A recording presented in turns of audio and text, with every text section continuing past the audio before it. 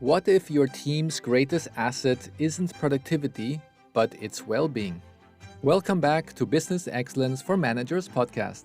In the second part of our deep dive into burnout, we are continuing our exploration of strategies that empower managers to support team well being while maintaining high performance. Once again, I am joined by Professor Yevgen Bogodistov from MCI, the entrepreneurial school in Innsbruck, and Professor Juergen Moormann from the Frankfurt School of Finance and Management.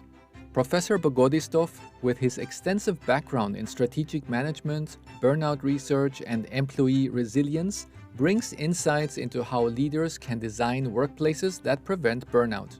With previous roles at the European University Viadrina and the Frankfurt School, Yevgen applies quantitative research methods to understand how management strategies affect employee health and motivation.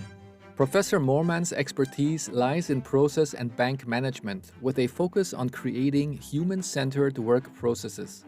With over 300 publications and nearly 3 decades at the Frankfurt School, his work demonstrates that well-designed processes don't just improve efficiency, they support employee satisfaction and reduce burnout risks, even in high-pressure fields. Today, we go beyond theory to uncover practical tools for managers. We will discuss how to integrate well-being into performance metrics, redesign recruitment with mental health in mind, and find ways to promote a culture that values both results and resilience. Yevgen and Juergen offer insights that will help managers promote environments where people feel supported, engaged, and motivated to excel. Let's get started on actionable strategies for a healthier, more effective workplace. You are listening to the Business Excellence for Managers podcast, dedicated to all of you leaders and executives eager to continuously improve your business performance. I'm Juan, your host, and this podcast is proudly presented by Wave Business Excellence Footprint, my digital training company dedicated to your career and personal growth. Join me as I chat with inspiring individuals and professionals from around the globe, uncovering strategies that empower you as a manager to elevate business excellence within your organization. Having spent over 2 decades in various management roles within the international corporate world, I've transitioned into a management coach with a great passion for guiding managers and leaders towards greater results. My mission is simple: to equip you with the best techniques for refining your processes, ensuring customer satisfaction, and promoting employee motivation. The result? A measurable financial impact that far exceeds your investment.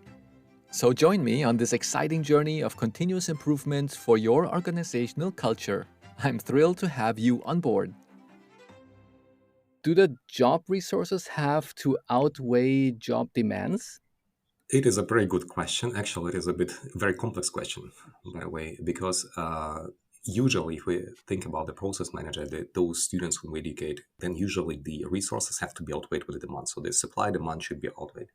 In this event, it is a bit more complex. Again, otherwise we wouldn't need to write a book, because in this event, it's if you go to work and if you work, you deplete your energy. It's a normal process, and you replenish your energy when you sleep. When you go home, when you take a rest, when you walk with your family somewhere, when you go shopping, meet your friends, you replenish the resources. This is something that is very similar to regular process management. But in a process, we have like 2 additional aspects. The first of all, the job demands can be psychological, can deplete your energy more than a regular process. And some tasks, if they are assigned wrongly, will deplete more of your energy. So let's say you are introverted, so the person who takes in energy from inside and likes to have it, leave it also inside. And extroverts take it from the communication with other people and like to project it to other people. If you don't like to talk with other people, you can. And by the way, many introverts, they behave as extroverts. They learn how to do it because they know they can sell themselves better. But they will never be so happy in their emotional labor as the extroverts, real extroverts would be. So in this event, the job demands, the psychological job demands will deplete your energy. And the normal thought of a process specialist would be, okay, then I give them more job resources. I tell them thank you 3 more times. And I can deliver them, I don't know, a gratitude and print it out and do something else. And it will outweigh it and they will not lose it. No, in this event, it will not work. Just because it is just interesting result why it is so complicated that this psychological job resources mostly will just reduce the speed of process of depletion. So if you will be less tired when somebody says thank you. It's very important that you do it for me. And the person has again a bit of energy to continue doing and so on. She will still deplete her resources because it is the job that has to be done, and it needs attention, needs, I don't know, some type of labor, emotional or mental, mathematical work. But with the psychological resources, it will be not so fast, and the person will survive it better just because she will know it is important for somebody else. And all of a sudden, it makes it a kind of easier task because I know what I do has a purpose. There is, of course, an exception. One of the or few psychological resources that can directly help. If you offer a day off, day off is the space when the person can go somewhere and sleep or take a rest or, I don't know, go to another city, and this will replenish energy. Or you have the sleep room. Some organizations deliver it in some of the movies. I don't want to tell the company about which company. They just show that there are rooms where employees can go and sleep. And I want to say here a kind of acknowledgement to the Frankfurt School when I was there. And I remember I was so tired when I had to read through the papers. And I just tried to sleep in my chair. And when I woke up, it was in 30 minutes. I see on my door a sticker from a very known professor who just wrote me, I didn't want to disturb you. If you are done, please come to my office. And I had such a bad thought about it. So I came to his office. He said, I know how important it is to sleep. I know how hard it is to concentrate. I see you were reading. I had a question. So he didn't even disturb me. And I found it so cool that people respect this. They gave me actually this psychological resource, and I felt very comfortable. Didn't feel kind of guilty because I had to do it. It's part of the job. And if you have to focus for a long time, you deplete a lot of energy. Then it's good directly. You can offer it to people like a sleep room, or that nobody disturbs you if you need some calm time. And otherwise, as you can see, the best way to address depletion of resources is not only giving psychological resource that will help slow the process down, but don't forget that people need to take rest, they need to sleep, they need to go to vacations, they need to spend time with their family. Otherwise, in the long-term perspective, you will start losing them. It's just like almost like a phone battery where you can use a lot of the features in your phone throughout the day. And at the end of the day, and the battery is empty, so you have to reload it. And the same with employees. If you do not give them the chance to reload their batteries, either by taking power naps or by sending them on vacation regularly, then they have no opportunities to load their batteries sufficiently so that they come back to work again and give all what they can and just be the best version of themselves. It brings me also to one of the previous podcast episodes that I had a while ago now. There was a very interesting concept that came from Japan because the government of Japan found out that there was a higher statistic on suicides because a lot of people at work, they take it in Japan very, very seriously. And it's something that comes from previous generations because their grandfather worked in that organization, then their parents, and now they are also working at the same company. So they have a lot of pressure of performing in a good way.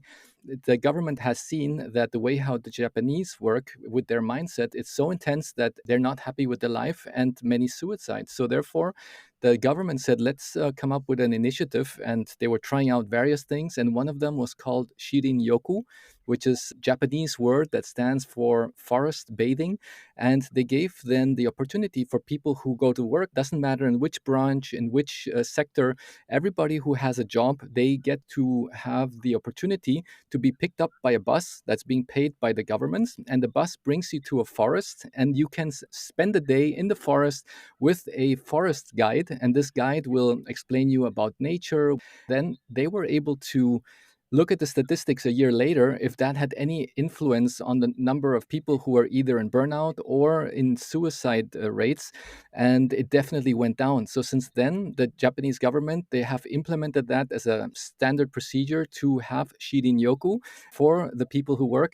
This is even coming now to the US, where they say, hey, this is actually a thing that that companies will be paying for me to spend time in nature. So that's very interesting. So whoever is interested about that topic, I motivate them to listen to that episode about Shirin-Yoku. So, but that's really, really important to charge the batteries. Yeah.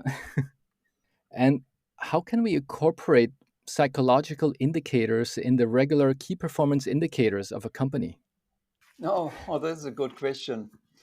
Uh, yes, well, of course, it's important to make the psychological demands accountable for practice. There are some simple recommendations to process managers from our side. At least these are points to start with. So, first, know the talents and capabilities of your employees. Now, sometimes asking is already a good way, observation is even better. and see what drains the energy on the side of the employees. For second, we suggest check for negative consequences of mental health. For instance, absenteeism, personal turnover, or loss of efficiency in processes where initially things were running better.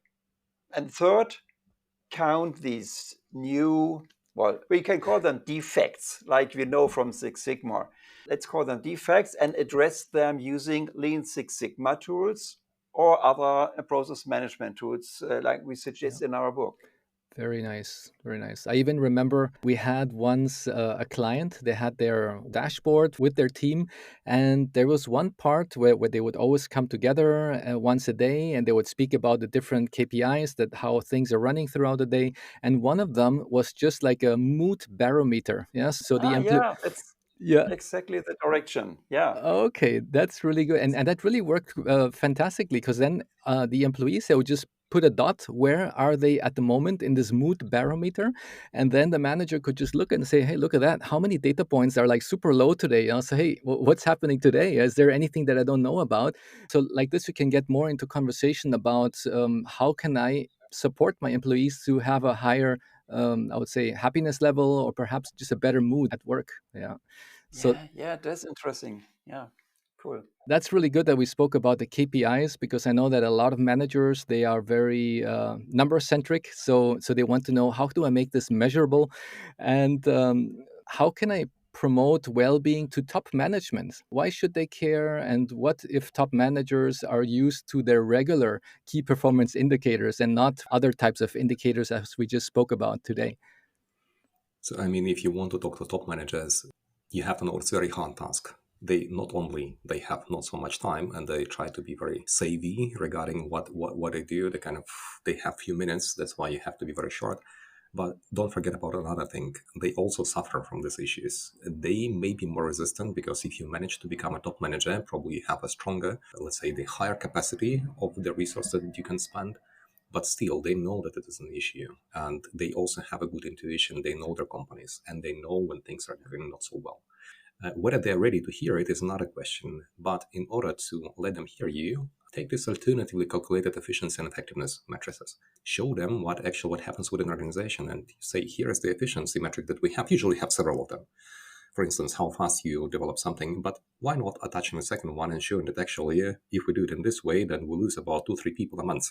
And by the way, we need to also acquire 2-3 people a month to fill this gap, because otherwise we won't be able to continue with our process. If we address it, by the way, we can save so and so much money. And this could be a very good way to go. It's very short. You show them numbers and show what you can get. You can do it in a long-term perspective, showing like if you have time, you can make the correlation. Usually these KPIs can be, you don't need to collect new data. Usually have this data, like personal turnover. Go to HR department. They have the data. Look at how much you have lost. Go to the process owner and ask them how much they have lost last month, last year, because of when people go away because of some health issues and so on, because many of them will be, you can always know if this is a trauma, you will know it is something else. It can be, as you said, the chronic stress can have different effects, not only burnout, but also something else, other issues. And you can try to estimate what were the numbers, how much you have lost, and try to correlate it with the efficiency metric and show, by the way, last year, because of this efficiency metrics, it seemed it is correlated with so and so many losses. This is the language managers are speaking. Yeah. Second, make a comparison within your firm and your competitors. It is not so hard to do. By the way, give it as a homework to our students, and even in our book, we published one of the homework as an example, and I do it every year. We ask students to go in their firms and compare between departments, between their competitors and so on, what kind of data they can get. There are students, they don't get so much data as you can if you are within an organization with hundreds of employees and you can speak to everybody. But anyway, the idea is there. We describe it step by step. Then you can show to your top manager the whole this house of quality and all the quality function deployment. This is nice picture of a house where you show. And by the way, here we are, and these are the competitors. It seems that we can be better. We are not so bad, but we can improve it, and it would lead to a better competitive position. It means competitors, employees will try to work with us because they do the same job. If we do it better for them, they will probably switch to us. We will not lose people. We will easily find other people. What else I can say? Ask about their opinion. Because they don't want to be told what they have to do. You can ask them what they would like to do. You know, the top managers, they like to have their opinion included, but do it after you show them what are the issues, and you can just ask about how they would see it.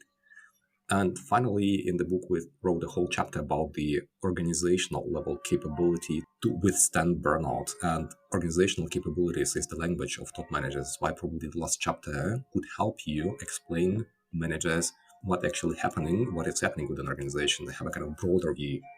And this is probably what I would do if I had to promote the well-being issues to the top managers. Yeah, that's really good. I have the bells here in the background. Yes, it gives it a nice flair.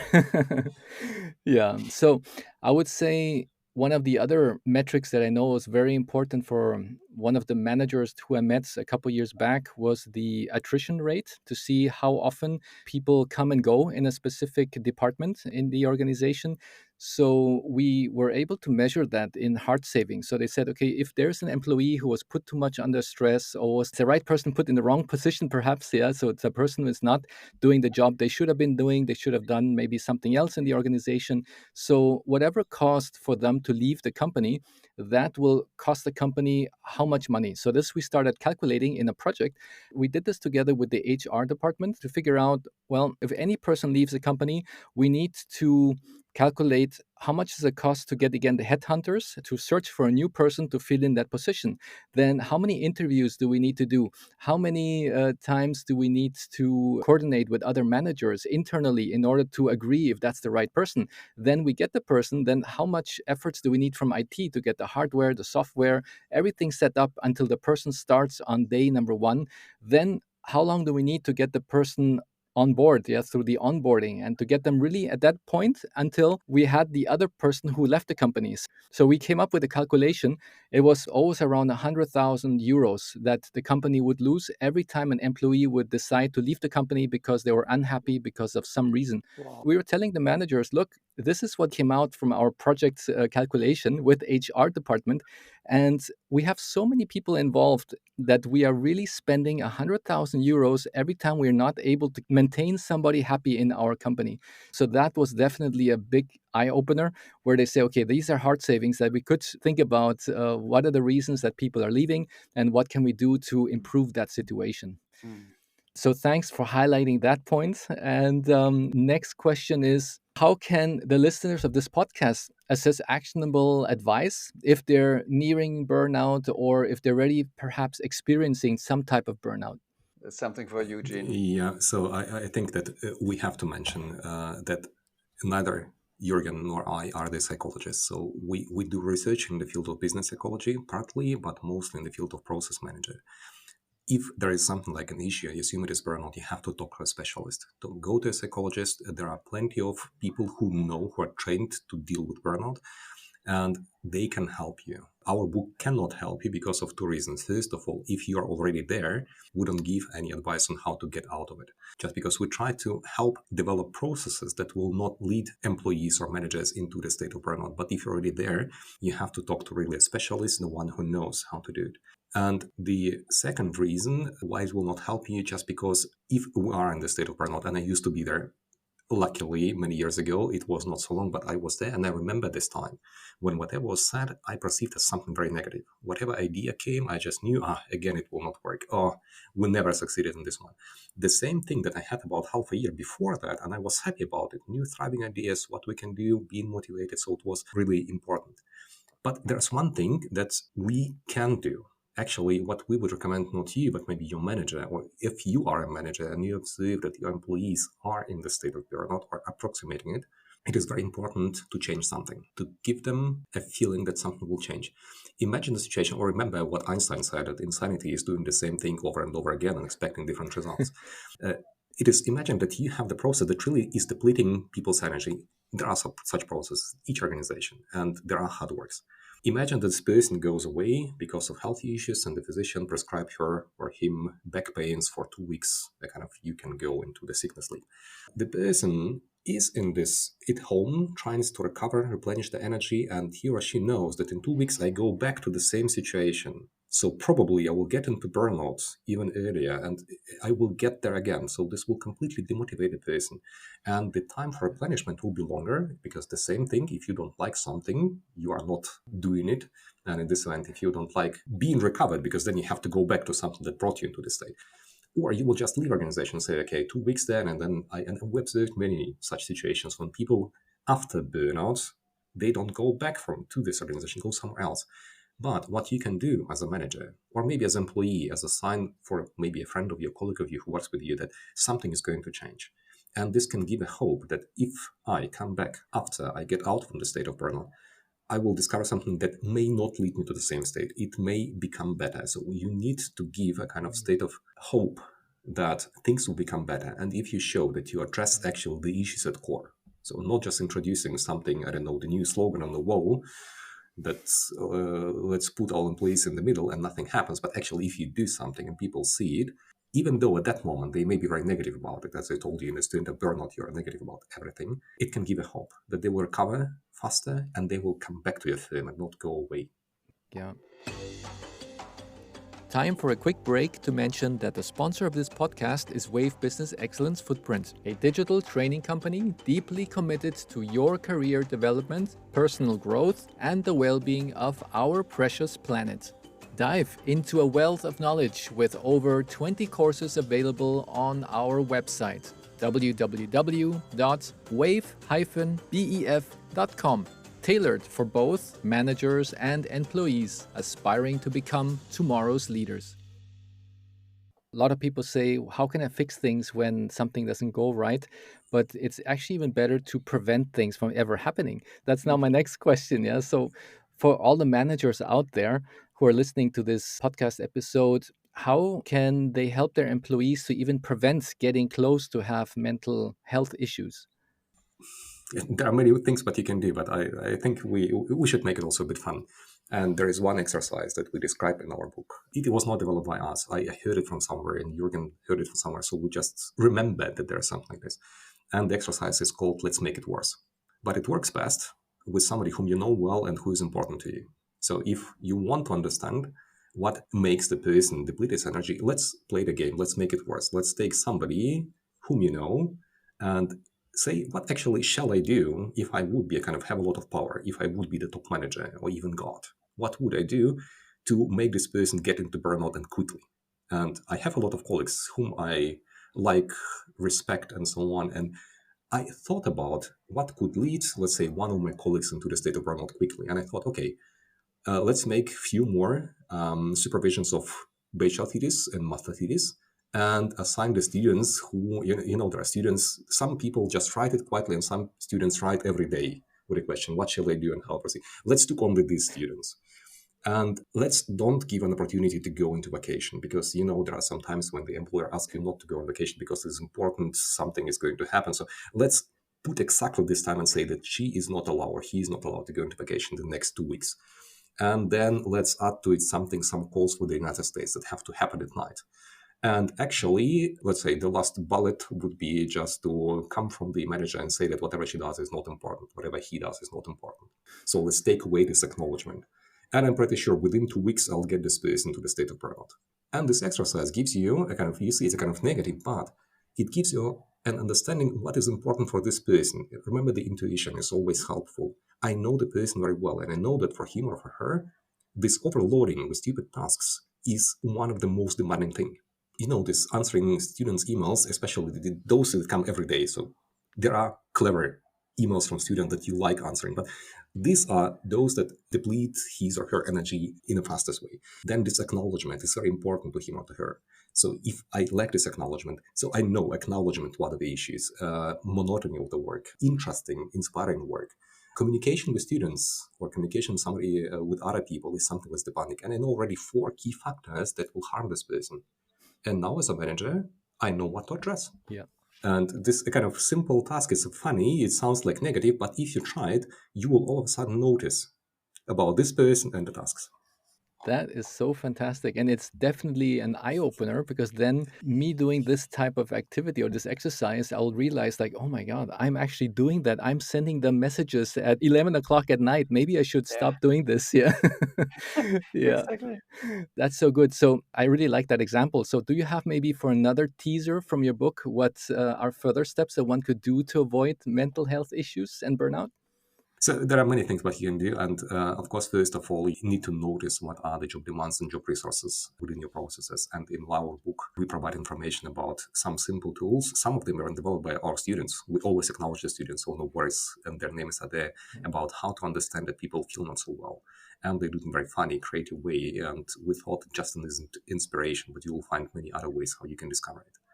Then understanding your employees and your managers, what is important to them, would be the next thing that you have to do. And again, we have some ideas, suggestions, how you can test it, what you can look at. Then we have some ideas about tailoring the processes and how to make the process analysis, how to make the process interruptions, process variation analysis, and so on, that will help you better understand how you can tailor and what actually can you tailor, because not everything can be tailored. Sometimes there are jobs that need to be done and nobody likes them. So it also happens. And I think at the end, we also provide important information about what kind of tools can help you design better processes and how to apply the tools that you know. We assume that the readers of the book are familiar with the process management. If not, we have a chapter on it. And then we have the tools that describe how to apply some Lean Six Sigma exercises, how to apply design thinking. And these are the things that can really help you understand and prevent mental health issues. So first of all, understand what is the issue, then think about how to tailor your process. And finally, we explain how to measure efficiency, effectiveness, and how to make this as a continuous improvement when you can constantly improve. It's not like a one-time solution. You know it from process management. You make it once and then you need to run the continuous improvement and see what else can you make better and better and better in this event related to the human mental health issues. Exactly. It's like the PDCA cycle, yeah, to continuously Yeah, improve it. Yeah. We like DMake, so we introduced DMake. They make, yeah, thank you. very good.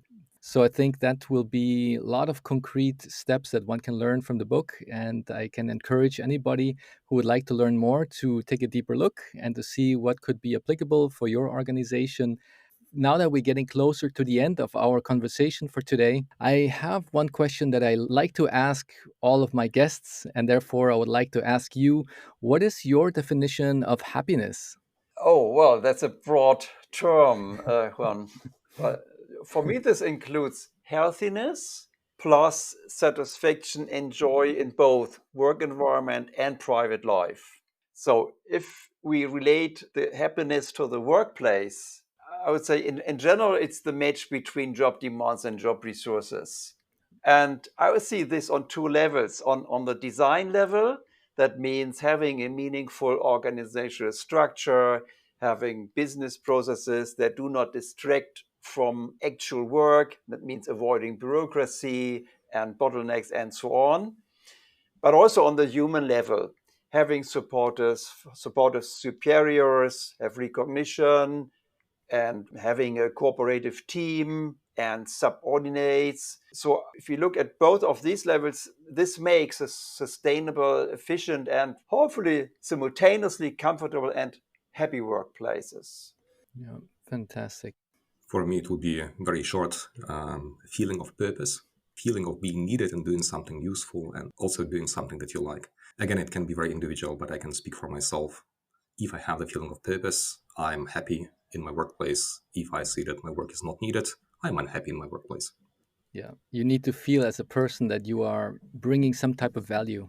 Yeah, that's, I think, a good way how to also summarize a lot of what we have spoken about today. And before I go to my next question, I just wanted to add on a little bit what Jurgen just said regarding managers and employees and how we can really both in a very nicely, in a synchronicity, have a good working environment.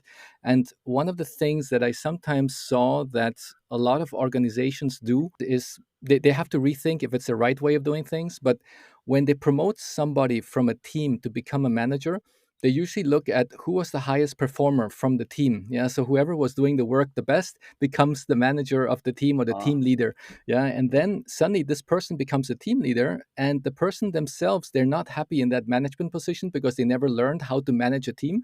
And the team that this person is then leading is also not happy because they have now a manager who does not know how to lead the team properly. So you have like unhappiness feeling on both ends, yeah, from the person who's the manager as well as the people who are the employees, but only because that person was chosen to become the team leader because they were the best in the performance in that team. So therefore, I think it's very important that one thinks, how do I promote the right managers in the organization? Does it always have to be the best person who is performing a operational work, or does that person have to have other qualities, yeah, so that everybody can be happy, that the manager can be happy in his manager role and the employees can be happy with that manager as well. So that links a bit to what you said, Jürgen, that from both sides that people need to have that good feeling that we are really working together as a team. Yeah. Yes. Otherwise, we are very close to the Peter principle. But you highlight that we have to look from both sides, managers and the employees. It's a very good extension of this issue. Exactly. Yeah. I think it was in the Financial Times when they mentioned the same issue, that actually you promote people who were good in something, but all of a sudden you promote them and they become a different role, administrator. Yeah. And actually they were good, let's say, the salesperson. And it makes them unhappy, make other people unhappy. But actually, one of the suggestions could be to just promote the worst person, because maybe it is because he or she cannot sell goods, but she understands how it works and can organize the work in the department and put not too much things into the stuff that other people do already good. Exactly. Maybe that person is good at motivating others, but that person never had a chance to motivate anybody because they're not yet at that position to be motivating others. Yeah, because they're too busy doing operational work. Yeah. Another topic that I would like to cover before we close, that in the closing words and the thanks of your book, you explicitly mentioned David Gilmour, the guitarist of the music band Pink Floyd. So I'm very curious, why and how did David Gilmour help you in writing this book? Yevgen. Yeah, I think the biggest issue that David Gilmour doesn't know that he helped us with his book, but it appeared that we both like Pink Floyd and we are listening to this music very often. And we discovered that this was the most often, frequent played playlist in the background while we both were working. And I think we even have the same CD that we both bought on Amazon. So that's why we discovered this also one thing that we have in background. We were just curious. So first of all, we like how David Gilmour plays. He's a great guitarist and Pink Floyd is a great band. And we thought about in how much did music has impact intuitively, unconsciously on what you write. And if you think about the songs that you listen, the songs like A Time, sun is the same in a relative way, but you're older, shorter breath, and one day closer to death, or something like this. Or in how much the lines had impact, like no more turning away from the weak and the weary, no more turning away from the coldness inside. Just a world that we all must share, not enough just to stand and stare. Is it only a dream that there'll be no more turning away? So imagine that you are writing the book and somewhere there is playing the music, and maybe it had great impacts on what we wrote at the end. And as we both like the band, so we decided just to write it down. And actually, David may not know it, but it can happen that many discoveries in this world or many good books have been written. I don't know about our book, is it good or bad, but while his music was playing in the background, that's why we wanted to say thank you. Wow, that's so original. And now you put me to think a lot, because when I do specific type of work, I also have specific type of music that I like putting.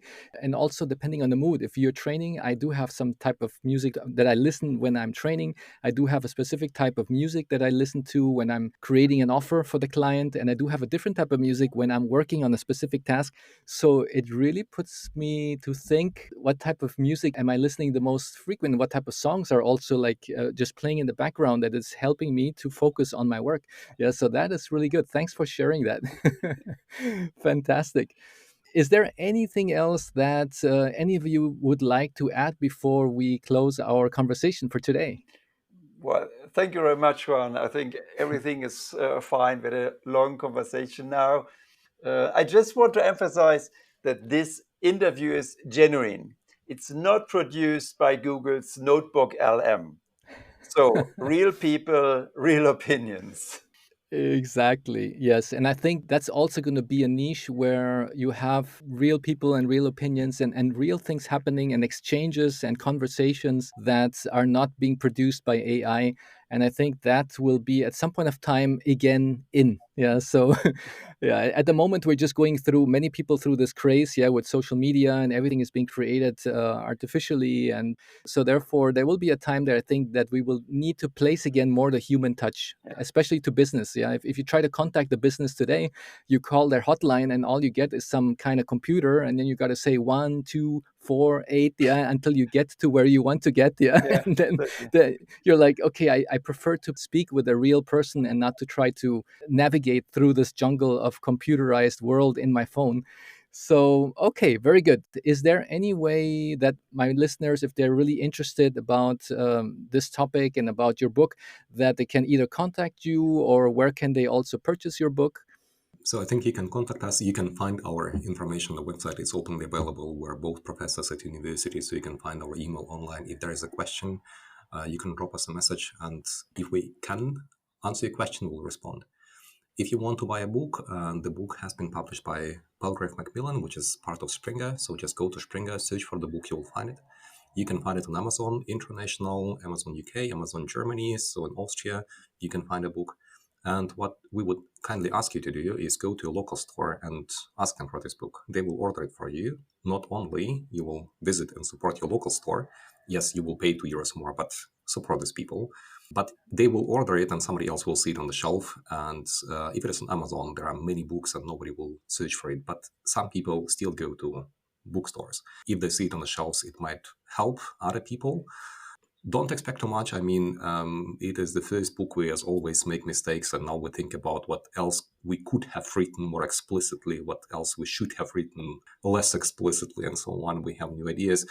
But maybe it is something for you, and maybe you'll find at least as inspiration as a starting point. Even if you're dissatisfied with the final result, it may be the first step to start with something, thinking new about your life, your processes, your work, and if you're a manager, think about your firm in a bit different way. Thank you so much, both of you, Juergen, Eugene. That has been a very exciting conversation on topics that many people like to avoid. So I'm glad we put some light into this topic. And it's so great to have seen you, and hope to see you soon again. Thank you for having us. It was a pleasure. Bye bye, Johan. Thank you. Bye bye. Bye bye. Thank you for joining us in this two-part series on burnout in Business Excellence for Managers podcast. In today's episode, Professor Yevgen Bogodistov and Professor Juergen Moormann shared advanced strategies for managers aiming to support team well-being and resilience.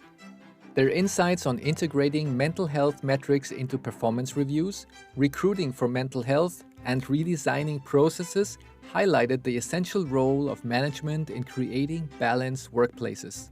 Eugene's research in burnout prevention and strategic support systems, combined with Juergen's process management expertise, shows us that promoting business excellence requires more than just hitting targets. It involves supporting the people who make those targets achievable. Thank you for listening, and remember, great managers lead responsible companies with purpose and prioritize both productivity and people. Until next time, keep making small steps towards business excellence.